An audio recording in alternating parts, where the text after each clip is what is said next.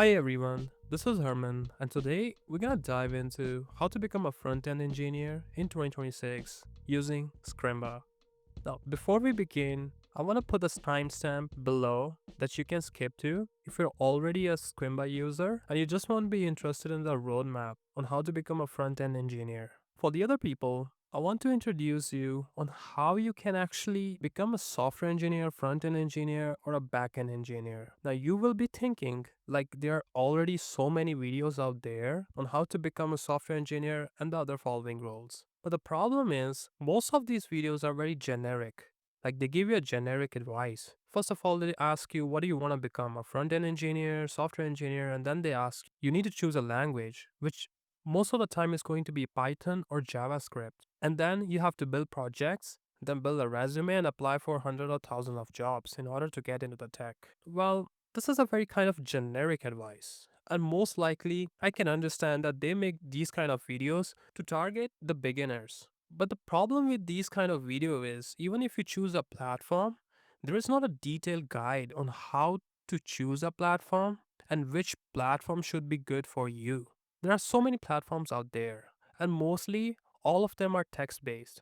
That means that there's a text that teaches you, and then there's a window where you code. I have tried almost all the platforms, and the one which I always recommend to everyone, Scrimba. Now this video is highly recommended for the people who are choosing front-end engineer pathway on Scrimba. Although the roadmap can be used in any other platform, but I still recommend you to choose Scrimba because this is what the roadmap is based on. Now before we begin the video, please subscribe to my YouTube channel and like the video. Now without wasting any time, here's the roadmap that I used in order to become a front-end engineer. Before we begin, make sure that you sign up for the Scrimba. If you're already a Scrimba user, that's great. But if you're not, you can click on this link and you can get a 20% extra off for the pro membership. Now here's the disclaimer. This video is not sponsored by Scrimba. It's just me recommending you the platform that I really like.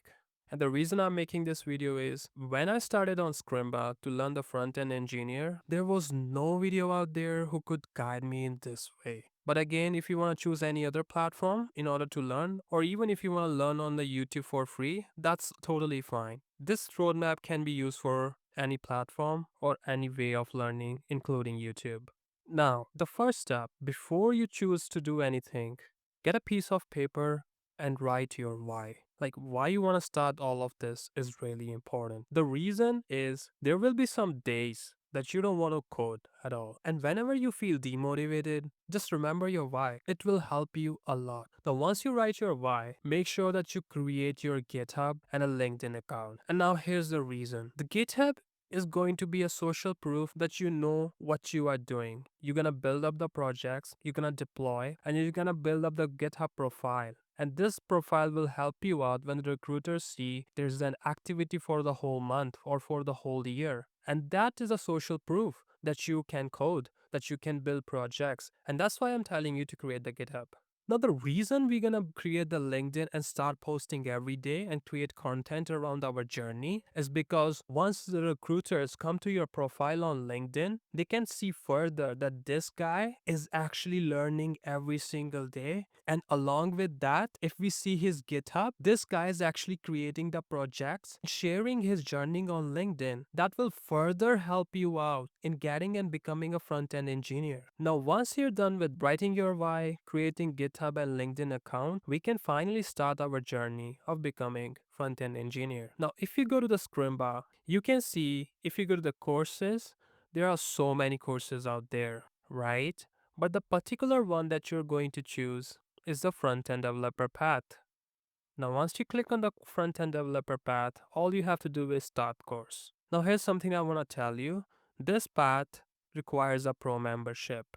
So it is only available to the pro members. Now, if you want to choose this path and if you want to sign up, again, you can click on this, go to my link by clicking over here, and you will get a 20% discount on your pro membership. The first thing is this is going to be the beginner part, and you can spend 1 to 2 months over here. This whole journey is going to be for in total of 6 months. but again, it depends upon you and how much time you want to put in. So the first thing we're going to learn is HTML. Now make sure that you understand accessibility, semantic HTML, and the SEO part very well. Now the courses for the Scrimba are these one: Learn HTML and CSS. Now here's the thing.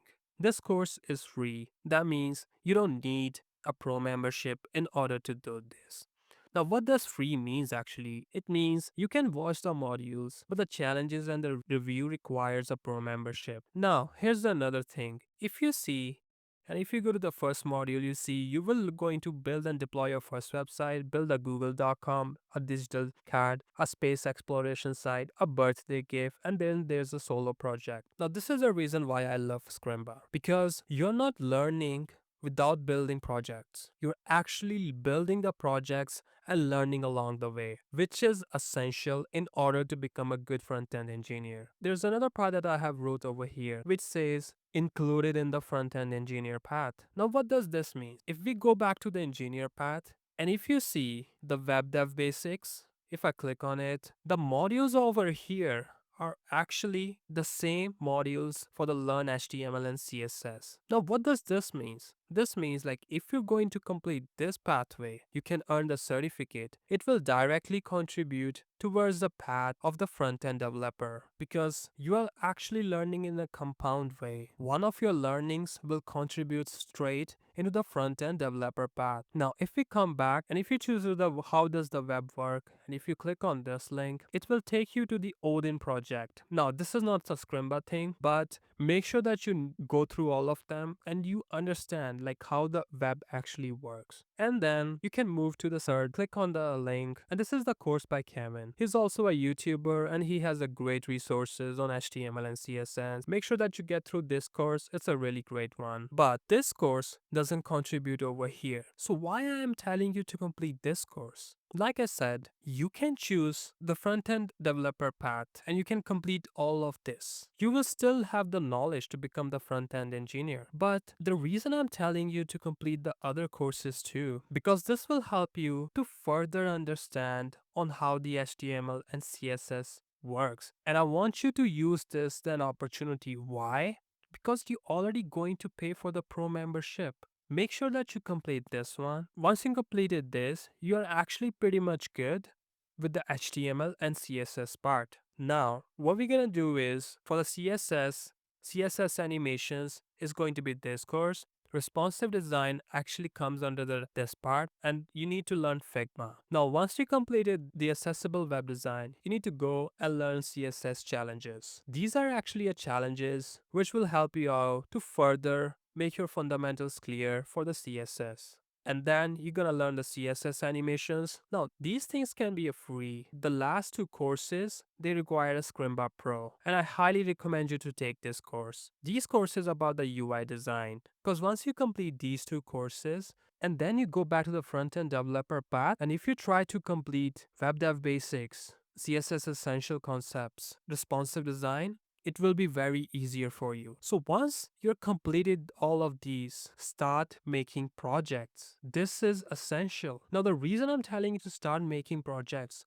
only after learning HTML and CSS is because we want to prevent the tutorial hell. So what is tutorial hell? Once you follow the instructor and like you build up the project, right? The problem comes whenever you're going to start or make your independent projects, you don't know what to do. And this is called tutorial hell. So why we actually go into tutorial hell? Now the reason for this is because we borrow thinking. Now the word that I'm using here, borrowing thinking, is really important. When you watch tutorials, you're actually listening to the instructor. He's trying his best to explain you why he did that. Basically, you are actually borrowing his thought process on why he did that. But when you go and make your own projects, you cannot lend thinking. You have to come up with the idea on how to tackle the project. This is the thing that you're going to train so that when you go and build your projects, you're not in tutorial hell anymore. This is the most important step. That's why in all the videos out there, they ask you to start making projects.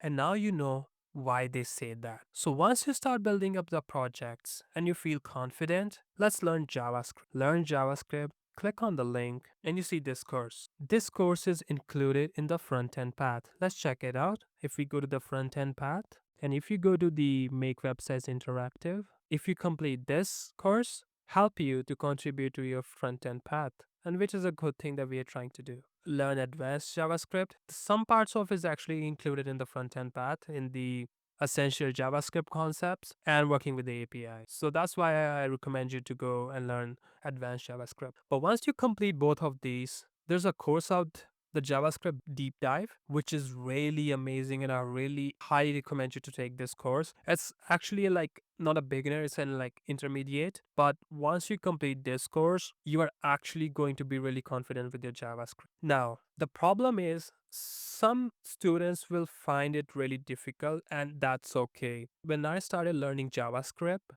I was also a bad student, to be very honest. But again, what I did, I actually come up with a 90 project ideas, which I built up to 20, and that helped me to build up my confidence for JavaScript. Now I have included my repo link over here so you can check it out. But again, if you still feel that you're kind of a person who needs a further like a resource, you can check out this book. It's an amazing book. It's called You Don't Know JS, and the first edition is actually free. If you're a beginner, this book is great. Once you learn JavaScript, build some projects around JavaScript, and once you feel comfortable, like are you confident? If yes, we can move down to the further. If not, go back over this section, try to see which things that you still don't understand, build some projects, and try to see if you're still confident so that we can move to the next part. Now, before we go, remember I told you to create the LinkedIn account and a GitHub account. Now it's time to post your projects on LinkedIn and upload it on, like you can deploy it on Netlify or Vercel and create a repo on the GitHub. Post your journey every day on LinkedIn X and write blogs because this will help you, trust me. Now, once we over here, most likely in your front end path, it will teach you how to use the GitHub. And after that, we're gonna learn advanced CSS. And what we can use over here is Tailwind. And we also have a course for it with a certificate that you should complete. Like if you guys are interested in animations for your websites, you can check it out GSAP, but it is something totally optional. Now, once you're comfortable with advanced CSS, advanced JavaScript, and HTML, what you can do is you have to pick up a framework, okay, or a library. React is a popular library that you can use. And most of the time, all the companies out there will actually ask you React. Now, the thing is, in our front end course, is actually based on React. So we are actually going to move forward with the React over here. Now, here are the things that you need to learn like by heart, that you need to know these things, which is state, use effect, reusability, routing, and performance. Here's the resources for that. Learn React is an individual course, but again, if you go to the front end path, it will contribute over there. And then we have the advanced React. If you click on the link, this is a 13-hour course. Again, it comes under the advanced React. Once you complete the beginner path, about 60 to 70 percentage of your front end path will be completed. And when you complete the Learn React and Advanced React, your 90% of your course is already completed, guys. And this is the reason why the beginner part is really important, because this will help you to complete 70% of the front end engineer path, and the rest 30% comes under React. Now, once you learn both of these, move to the router 6. Complete this one. It is really important. I highly recommend you. Although it doesn't come under the front end path, but these are the extra things that if you do, it will really solidify your learnings. Course about build a reusable React components. This one is actually great. Complete this one too. And further, styled components, class components, they're all going to help you a lot. And in the end, React challenges and React interview questions. If you feel that React course is little bit too much as a beginner, what you can do is try the official react.dev website. A lot of people don't like the React documentation, but I actually found it quite well. So if you feel like you need a further resource for React, check out this website. Now the React projects, again, they have a specific courses out there, like build a memory game, build a React project of a movie search app, and build a tic-tac-toe game over here with the React hooks. So again, are you confident? If yes, move to the other part. If not, try to build more projects and try to see where is your knowledge gap. Learn those things, build project, and again ask this question: are you confident? If yes, move further. There are things that I have wrote down over here that you need to understand, like can you answer these questions? If yes, that means your fundamentals are clear. Now we're gonna build up the front end engineer path. If you go over here and if you go to the last section, getting higher, they have all the useful things that they have mentioned that will help you out to create the resume. But I'm gonna give you resource that worked for me. Now what we're gonna use is Overleaf to build our resume. It's a latex editor because I don't know how to pronounce it. Yeah, pretty much I don't know, so I just pronounce it as a latex editor. So once you create it, we're gonna use this, and here's the resource that I found, which is a practical guide on writing a FANG-ready software engineer resume, and it's a great guide on how to build a resume. I myself actually use this guide in order to create my resume.